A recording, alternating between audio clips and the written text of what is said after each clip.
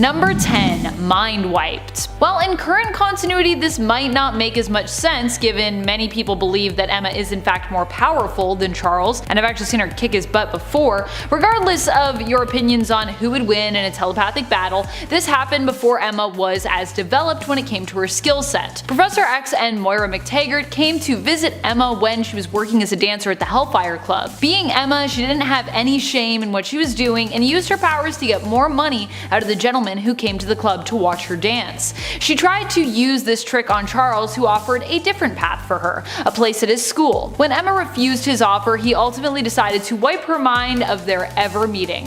Whether this was for better or worse remains to be seen. Charles thought it was for the best, but I would argue having your mind wiped against your will is never really a good thing. Number 9. Was lied to. I mean, everyone was pretty much lied to about this, but you'd think at least Scott would share his plans with the woman that he loved. He didn't though, because he knew what Emma's answer would be, so rather than open up, he kept his mouth shut and kept it from her. What am I talking about? Cyclops and Wolverine's creation of the X-Force. While Emma is all for moral ambiguity, even X-Force for her and many others was seen as a general bad idea and taking things a little too far. The other thing of course was that neither she nor any of the other X-Men were even consulted on this decision, which of course made the whole revelation a lot worse. And before we move on to our number 8 spot, just a quick reminder to give that like a click if you haven't already. Seriously, if you click like, it makes your day better. It is statistically proven. Number 8. Choked by Medusa. I mean, this whole event was not necessarily great in my opinion for Emma or the X-Men or the Inhumans. Not a high moment overall. At the very least, just the outfit that Emma is wearing here is something else. Super protective shoulder pads and a giant belt buckle. It's definitely a statement. I'm just not sure it's a good one, especially when I'm used to Emma being such a fashionable character. That belt buckle is the thing that really bothers me in this outfit. Why is the belt buckle so big? It's like as big as her almost her entire midsection. Who made that belt? Is it made for giants? Anyways, it's fine. It just really bothers me when belt buckles are that big. What happened to Emma in Inhumans vs. X-Men that was really so terrible though, was how she ended up getting her butt kicked by Medusa, who used her hair powers to choke Emma. Emma was unable to use her telepathy while in her diamond form, and despite being in her diamond form, actually could have potentially been crushed by Medusa's hair if not for the intervention of Havoc, who saved her here. She was already beginning to break actually under the pressure when he showed up. Whew, that was a close one. You can see a piece of her fall. I don't know what piece that was, but hopefully nothing too valuable. Number 7. Betrayed by her lover. For a guy who loves her, Scott sure has a funny way of showing it during Avengers vs. X-Men. Granted, he was not himself here as he was possessed by the Phoenix Force, but it still really sucked. Also, Emma was possessed by the Phoenix Force at the same time, so I feel like he doesn't get that as an excuse for this one. Emma and Scott were the last of the Phoenix Five to be left standing, wielding the immense power of the Phoenix Force. But while Emma was still relatively doing okay and kind of holding her own with all this power, Cyclops had his mind corrupted and was starting to turn dark. Driven mad by the influence of Dark Phoenix, Scott turned on Emma, taking all her power for himself so that he had enough power to do what he believed needed to be done. And then he used that power to kill Professor X, who tried to stop him. Although I don't think Emma would have minded this part terribly, as she kinda does tend to blame Charles for messing Scott up, so she'd probably be like, well, that's what you get for messing Scott up as a kid, which is evident later as well when she telepathically kicks Charles's butt, and I love that fight. X-Men Legacy, so good! Number 6. Assassinated. This was revealed to have happened at the very end of issue 139 of New X-Men. Emma was shot while in her diamond form with a diamond bullet strong enough to basically shatter her. The horrifying thing was that while not physically alive, her consciousness actually still resided and was essentially trapped within her shards. After an investigation and Emma being returned to life by the efforts of Beast and Jean Grey, it was revealed that Esme, one of Emma's cuckoos, was the one who was to blame. Esme, being one of Emma's students, made this a painful revelation, but it also likely would have been horrifying to be reduced to just bits of consciousness trapped in shards, and then be reassembled by Jean's Phoenix Force fire. This whole thing sounds pretty terrible to me. Number 5. Jean Grey broke her. When it comes to the rivalry between Emma and Jean, it's something that has always been there. Even now in Krakoa, when everyone is evolving and moving forward, there is still that spark of competition between the two women, even though now it's at least more of a respectful one than one of pure hatred or distaste. Back when Emma, however, had a psychic affair with Scott, who is Jean's husband at the time, the two were literally like fire and ice with one another, complete opposites and true enemies. The revelation that Emma and Scott were having an affair behind Jean's back caused Jean to completely go off the handle. She brutally, telepathically attacked Emma while trying to get to the bottom of what happened between her and Scott in Hong Kong, making her relive some of her worst traumas to mentally torture Emma, and in the end leaving her broken. Emma was left seeing herself as shallow, spiteful, and manipulative, believing, like Jean, that she was completely in the wrong and losing her sense of confidence and her own high self-esteem. Messing with Jean's relationship left Emma not just burned by her fire, but scorched. In other words, you don't want to mess with Jean Grey. Don't do it. Number 4. Mr. Kendall. Let's talk about the whole teacher-student thing that went on with Emma Frost and Ian Kendall, Emma's teacher. This whole thing is just pretty awful, and also Ian was irresponsible and in the end also terribly judgmental of Emma and broke her heart, which honestly doesn't even make this whole situation much worse because it was already just so awful to begin with. Ugh. As though Emma didn't already have enough on her plate being a villain turned hero in the comics, writers felt that they needed to make Emma even more complex in her own series, Emma Frost, from the early 2000s. So Emma developed a weird romantic relationship with her teacher. She appeared to be the instigator here, but this also seems to be used as a way to kind of like give Mr. Kendall a scapegoat in the end. Like he's like, oh, I didn't want to be attracted to her, but I couldn't help myself. And he's like, you know, I really don't want this, but Emma really wants this. And I'm like, oh my goodness, what's happening here? Emma was like no student, no woman he'd ever known. That's actually something that is said in the series. Oh my goodness. The romance initially was stopped by Emma's father, Winston, when Emma was in high school, but would later resume when Emma ran into Ian again when she was attending university and was no longer his student. In the end, he rejected her not because their whole relationship was wrong, but because she was a filthy and in his mind dishonest mutant. So that's how that ended. I feel like it should have ended like, actually this is wrong, the end. But no. Number 3. Attack on her school. As Emma became more of a teacher in the comics, she at one point got a school of her own. She ran the school alongside Banshee Sean Cassidy. Her school not only contained mutants, but at one point also operated as a school for non-powered children as well. Emma did her best to keep the peace and, for the most part, was pretty successful until her sister Adrienne showed up and rocked her world. Adrienne had her own plans for Emma and the school. She terrorized both students and her sister when she planted bombs in the school and threatened to blow everyone sky high, attempting to murder many of the students there. Emma managed to fight off Adrienne while student Sink and Banshee handled the bombs, but in the end it cost Sink his life. He sacrificed himself to save human students when the last bomb couldn't be stopped, which also meant part of the school was blown apart as well. Number 2. Punished for having powers. When Emma's parents found out she had powers, rather than accept their daughter or even run in fear of her, they refused to acknowledge that any of it was truly real and decided instead to deal with the problem as if it were any other problem that children from wealthy families such as Emma's suffered. They decided to send Emma to an asylum, but not one really bent on rehabilitating its patients.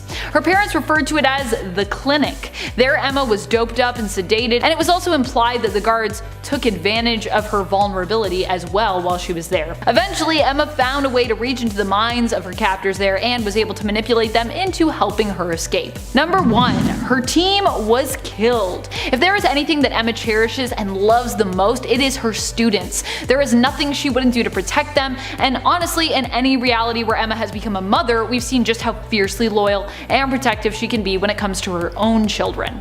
The same sentiment in the main continuity generally extends to those that she teaches. So one of the worst things that can ever happen to her, and has ever happened to her, is to see those who put faith in her, those who she helped to grow and teach, killed. That's exactly what happened when her students got caught up in a battle involving Sentinels that were teleported right into the middle of a mutant party, which both the Hellions and Emma happened to be at. Emma was left in a coma in the aftermath, and pretty much all of her Hellions were left dead. And also, remember when I was talking about how Jean mentally tortured her? A lot of what Jean tried to use for that was just basically any experiences where Emma had lost students. Basically, dead students are like Emma's worst nightmare. And her worst reality, poor Emma. Number 10, being named traitor. As awful as this one is, it ranks a little lower on our list because, well, Wanda kind of deserved this one. After the events of House of M, Wanda was seen as one of the biggest mutant traitors around, still being believed at this point to be a mutant. Oddly enough, Scarlet Witch was one of the few prominent mutants in comics who has never been part of the X-Men team, and was really only an Avenger. If you're wondering why that is, a big part of it in the later years has to do with mutants hating her due to the fact that she basically wiped them from existence with her wish of no more mutants, which we now refer to as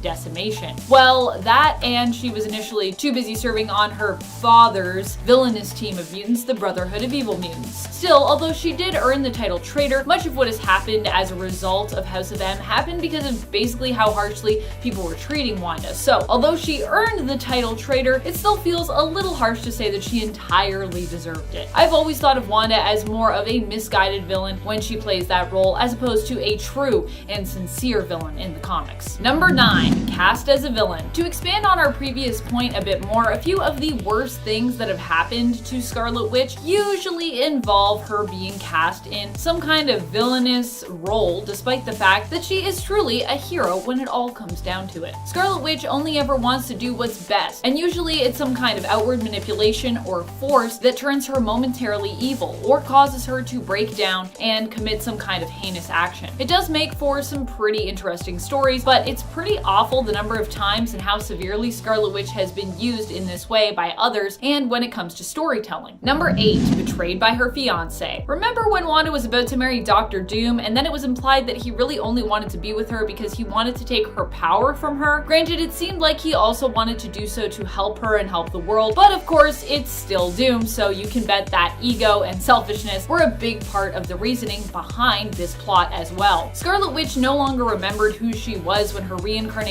son and member of the Young Avengers, Wiccan, came to find her. All she knew was that she loved Victor Von Doom and was ready to marry him, despite the fact that he had kind of manipulated her. Her love was real, but the backstory that she believed she belonged to wasn't. Wanda ended up spurned and mistreated by Doom even after the truth came out, and she still tried to help him. And before we move on to this next point, just a quick reminder to give this video a thumbs up if you are enjoying it. It really does help us out, I promise. Number 7, being named Pretender. What could be worse than being referred to as a traitor? Well, how about when Scarlet Witch was referred to as an imposter? This was the new label she was given after it was revealed that she was not actually a mutant, but had been led to believe that she was one for most of her life, due to the High Evolutionary disguising her and her twin brother as both mutants after experimenting on them, and apparently giving them powers himself. During the Dawn of X relaunch in an issue of X-Men, we actually see stories being told of Scarlet Witch where young mutants are taught to refer to her as a pretender, someone who posed as a mutant but was not one and could not be trusted. Seems a little unfair considering that Wanda herself did not know her true origin until much later in life. She wasn't lying, she had been manipulated into believing she was truly a mutant and Magneto's daughter. Number 6,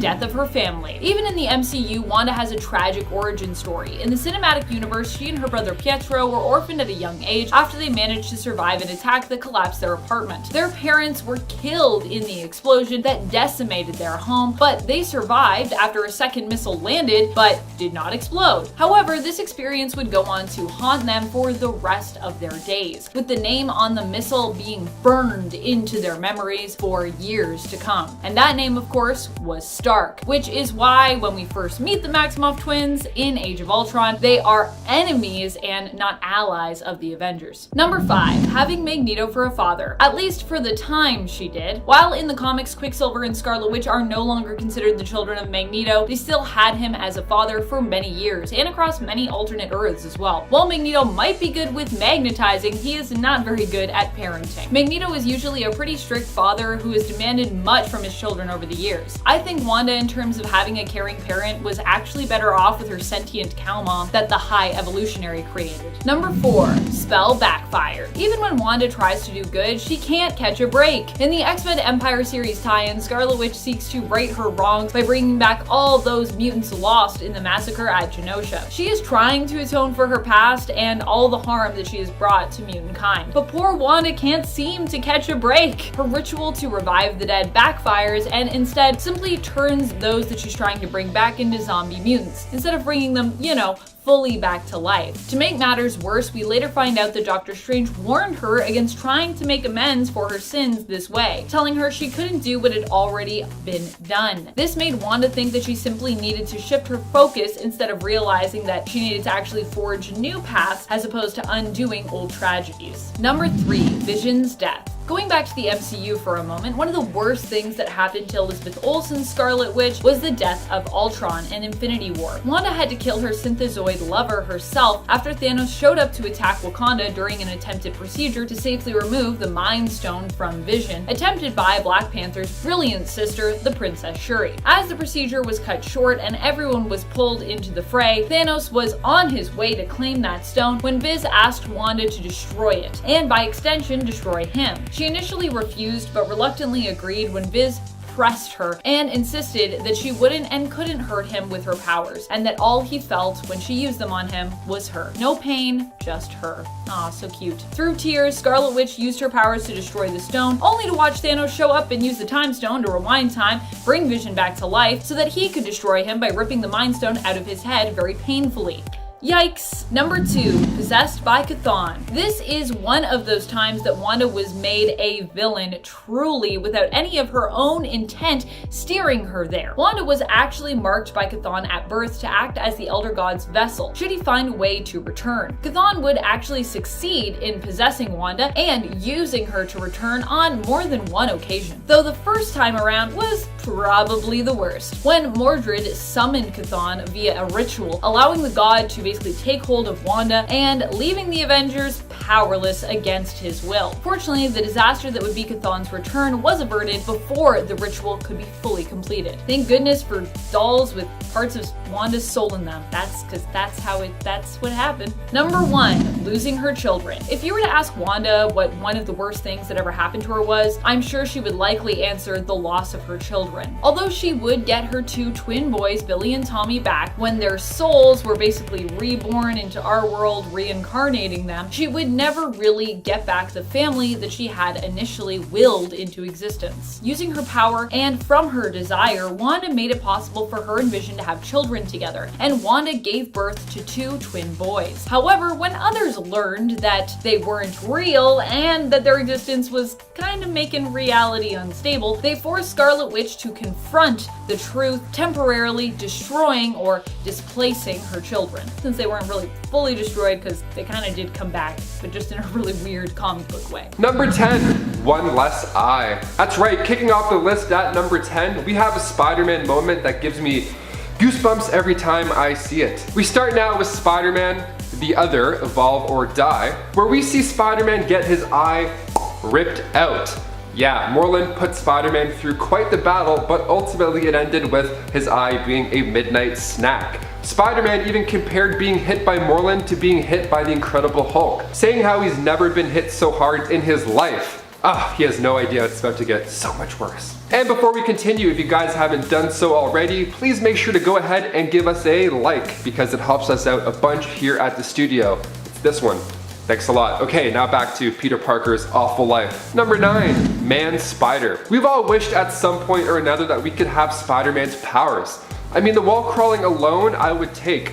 So useful. But what if you got more than you bargained for power-wise? Well, in Spider-Man Disassembled, we see this in a pretty gross way. Peter starts to become an actual spider, starting with growing an extra set of peepers. Yeah, so that's disgusting. But wait, there's more. He ends up becoming an actual spider. Yeah, so after being injected with this goop from the Spider Queen, not only does he grow some extra eyes, but he also gives birth to another Peter Parker. Yeah, you heard me correctly. So out comes Peter, and he's the same Peter Parker as before, but a little stronger, with maybe a hint of PTSD sprinkled in there. But that's not particularly new to Peter. Bonus points to Peter also for attending a wedding with the 2 extra eyes and not being noticed. Gotta love Star Trek themed weddings. Get away with everything. Number 8.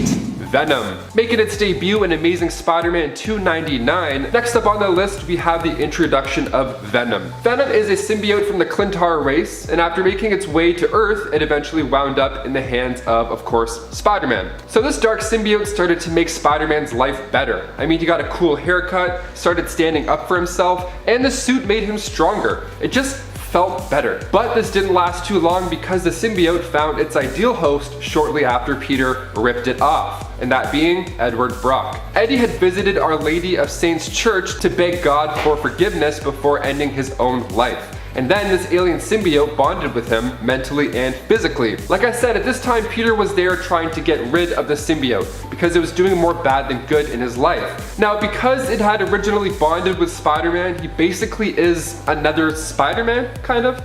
He gets the same powers Spidey used and also some of the same memories. It's actually why Eddie Brock knows Peter Parker is Spider-Man. Fun little fact. This ended up creating one of Spider-Man's best villains, and we get to see Tom Hardy reprise the role of Venom in the not so near future. Number 7. Tony Stark's death. With rumors swirling around about the next Spider-Man movie being one within the multiverse, it's only fair to go back and look at some of the sad themes of Spider-Man Far From Home, with of course being the death of Tony Stark. So right off the bat, we see Peter struggling with the weight of the world, having everybody look at him as the new leading Avenger. With most of our other Avengers off-world, Spider-Man facing Mysterio couldn't have been more grueling. This poor kid even gets slammed by a train at one point. It's easy to say this is a time where Peter could for sure go without. Reconnecting with lost friends, dealing with much older classmates like bad boy Brad, who doesn't make the first year back in school easy for Peter at all. That plus Tony Stark's inventory just being handed off to him, that's a lot of responsibility. The kid's going through a lot of pressure and puberty too. I mean, probably. What a combo. And number 6, the affair. Gwen and Norman's affair, to be specific. This is an absolute nightmare of an issue, so of course we're throwing it in here. We go now to Sins Past, which was this 5-part story that revealed that Gwen Stacy had actually had an affair with Norman Osborn. And they had kids named Gabriel and Sarah. So he meets them in a pretty wild way. We're introduced to these 2 twin characters, these new mysterious characters, and one of them really resembles Gwen Stacy, like by a lot. So Spider-Man 509, this begins, and it starts with a letter from a dead Gwen Stacy. So Peter starts to analyze the situation and the letter, and eventually finds out the secret that even Mary Jane knew about. So 7 months before Gwen's death, she gave birth to these twins with Norman. But because of Norman's blood, they aged a lot faster. And this wasn't taken too well by comic book fans, as this was written out pretty fast. Still an awful time for Peter, I'd say. I mean, even Mary Jane knew about it the whole time. So many secrets, so little time. Number 5, Doc Swap. This is a body swapping story that might make you pretty uncomfortable. So we go now to the Amazing Spider-Man 700, where we find a dying Dr. Otto Octavius. So Octavius switches bodies with Spider-Man, so that Spider-Man would die in his body and then he would live on inside the body of a superhero and do some good. Not a bad plan. Now the best part of this is that Peter was still inside, a little bit. He was able to remain inside the body and could only communicate with the new webhead, Otto Octavius. It's like your subconscious just talking to you the whole time. It was pretty neat to see this version of Spider-Man as well. And after a few minutes with the new, younger, healthier body, donned himself the new name, the Superior Spider-Man. And number 4, parents are back? Yeah, this one's pretty neat. So right off the cover of this, we see the text, "The most cataclysmic events of Spider-Man's life begins in this issue." And that's probably enough to pull you into the issue. I mean, come on. So we find out that Peter's parents have returned from the dead. So in the Amazing Spider-Man issue 365, we meet them again. Peter comes home and Aunt May's like, hey, I'm here with our new guests. And Peter's like, oh, new guests, those are always fun. Are those my parents? Yes, Peter's parents had returned from the dead. Well, rather they had never died to begin with. Let me explain. So they went on to explain how they were alive and working for Red Skull in secret for years. Only it was later revealed that they were evil androids the whole time. So his robo-parents were actually collecting some intel about Peter to give back to Chameleon. Chameleon created these fake parents for Green Goblin. So many lies. Just a web of lies. Spider-Man web of lies. Now we get it. And number 3. Gwen Stacy's death. This one left average moviegoers stunned in theaters when The Amazing Spider-Man 2 hit the big screen. We finally see the death of Gwen Stacy, and it's beautiful. So of course this comes from the comics, specifically in issue 121 of The Amazing Spider-Man. The Green Goblin ends up dropping her off the Brooklyn Bridge, and although Peter has his trusty webs, sometimes the angle just doesn't quite work out, and Gwen's neck ended up snapping from the momentum. So this happened in the movie as well, and Eagle Eye fans could spot the clock tower in The Amazing Spider-Man 2 striking 12:10, which references issue 121. And the way the web shot out like a hand too, I mean, really? Right in the heart. This scene's amazing. I mean, of course it's really sad, but the music, the way it's shot, really drives this part home. I mean, it's sad that this scene was one of the last ones we got from Andrew Garfield's Spider-Man run. Sure, the movies weren't as good as the new installments, but it would have been nice to see where this Spider-Man went after this dark moment. Would have been pretty dark. We'll never know. I mean, maybe multiverse stuff. We'll see. And number 2, identity not so secret. If you stuck around until the very end of Spider-Man Far From Home, you were treated to a pretty sweet teaser. So of course we see J.K. Simmons reprise his role of J. Jonah Jameson in what starts out as a pretty comical scene. Now of course we're happy to see him back in this Spider-Man universe, but he comes bearing bad news. He ends up showing leaked footage from the final battle with Mysterio, and in the footage we see him shout out Spider-Man by his secret identity, Peter Parker, and a nice little photo to go along with it too. Now this isn't the first time this has happened. Back in the comics before the Civil War storyline, Peter takes a page out of Tony's book and reveals his secret identity to the world. And after that, things go south quite fast, including a hired gun setting his aim on Aunt May. And finally, number 1, you guessed it, Uncle Ben's death. Of course we have to include this in the list and save it for last. We had to sit through this in theaters like numerous times. And that's for good reason. One of the biggest moments of Peter Parker's life was when his Uncle Ben died. Now, after letting a thug out of his sights, that thug ended up being the one to take his uncle's life.